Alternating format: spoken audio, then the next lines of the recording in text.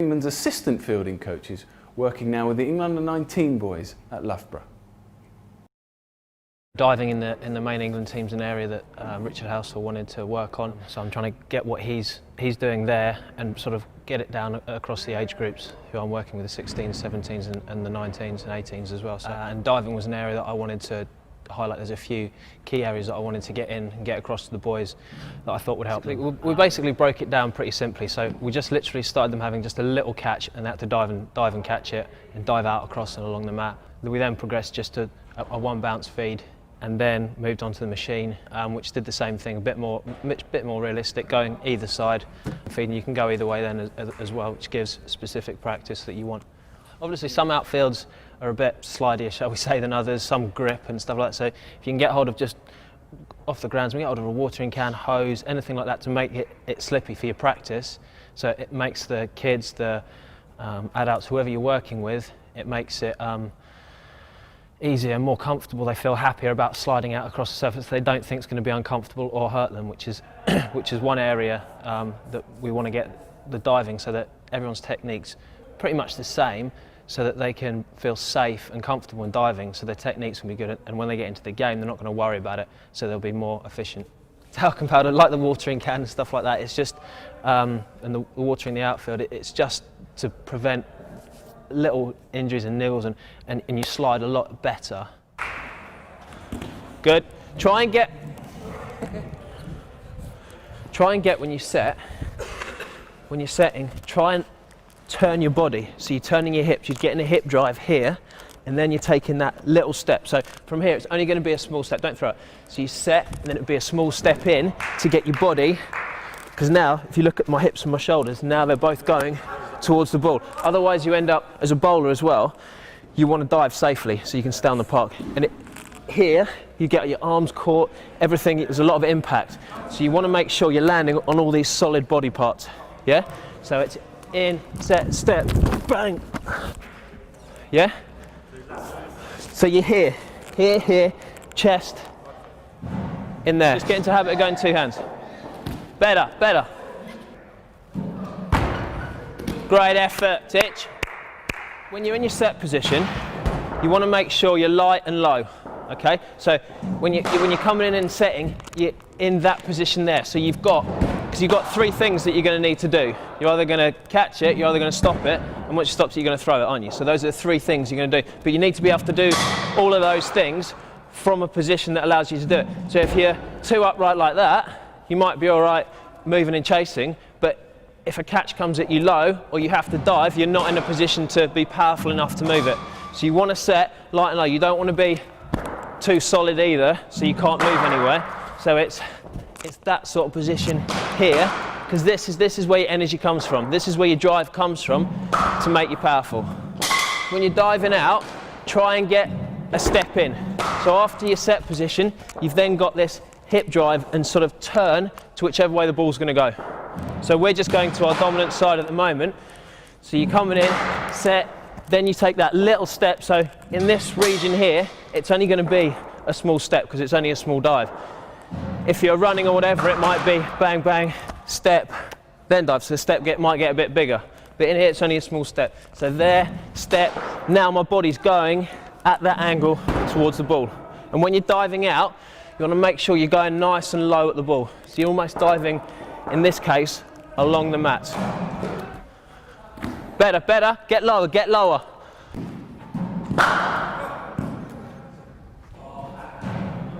Good, Dawes. What did you do different on that one that you didn't on the other two that you missed? You're a bit later on the other two, a little bit, but you kept your hand, your arms went right out, and you slid with your arms out like that, as opposed to the ones before, you dived, and then at the last minute, you didn't really think you were going to get there, so you pulled your arms in. Try and hold your arms out as long as you can on the line of the ball. The only way I think to describe it is like, if you're taking a catch to your right, you wouldn't at the last minute pull your hands back in. You'd want to keep your hands on the line of the ball, wouldn't you? It's exactly the same thing when you dive. You keep them out there, bang, so they're nice and solid. Yeah? Good effort. Great effort. What I liked about that, what was really good about that is even though it didn't look like you were going to get it, you still carried on diving out because you don't know what you can get. Yeah. Do you know what I mean? So if you ended up probably that far short of it, yeah. But you never know until you have it. Sorry, you never know until you have a go, do you?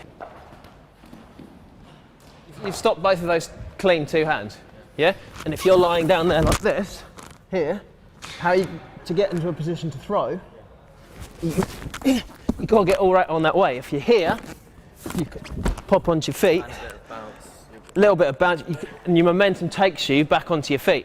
Whereas if you're lying on your back, you're like a tortoise, you know, you can't get back up, can you? So if you're there, bang, pop up, or you got good agility, so you'll be able to get back onto your feet, or you can then get your leg up or whatever to get into a position to then throw. All right? From your set, doors, top jaw, mate. Okay, so what we're going to do now is we're going to progress it on. We're going to use one of the fielding machines that's high up, so it's going to skim and bounce. But this time I'm going to try and make it go either way. So we're not just going to go one way, I'm going to try and make it go both ways, so it puts you under a little bit more pressure. Okay? Never know unless you have a go. Yeah? So always, even if you think it's miles away, always put in a dive, because if you haven't got a sweeper behind you and he's hit it hard, you're not going to chase and stop it, so you may as well have a go at trying to dive and stop it. Yeah? You don't know what you can stop. We just do one more round, have a little competition. So if you 3 go, and you 3 go. Do 2 rounds each. Awesome. Outstanding. There are like 4 or 5 major points that I think are crucial to getting a good dive.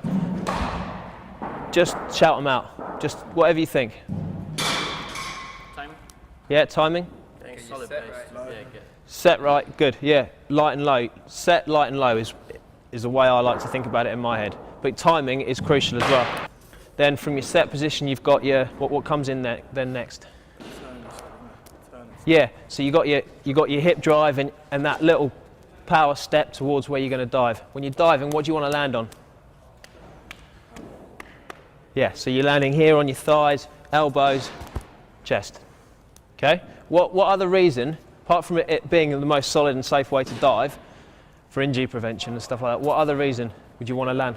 Yeah, like I said to you two over there, you're in a position. If you get on your side, or if you get on your back, you're not in a position then to get up and throw. I've not looked at that today, but you're then not in a position to be able to pop up, and then ideally you can pull off a brilliant stop, get to your feet. The batters are both somewhere in the middle because they thought it was past you. Then you can get up, throw to the keeper, throw to whoever's at the stumps, or hopefully direct hit would be the ideal scenario of where you want to get it to. We're just going to finish off with a little catching drill. Okay, so there's 6 of you, so we'll have 1 feeding. 1 feeds from there on 1 knee. It's like a reaction drill, so silly point, have a slip, gully, so have 2 silly points, have 2 short legs, 2 silly points, and a slip. Okay, and 1 feeds from there. So feeder on 1 knee, just throws it quite flat, quite quick, into about my midriff here.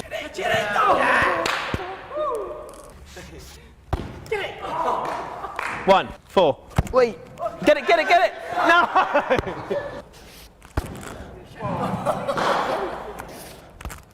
Oh! Last round after this. Okay, if you don't get it this time, you've got to do double. 10 for double, yeah? 1. Yeah, I'll do double. 1, 2, 3, 4, 5. Halfway. 6. 7. Ooh. Still on 7. 8. 9. 10. Well, boys, top draw. Well worked, lads.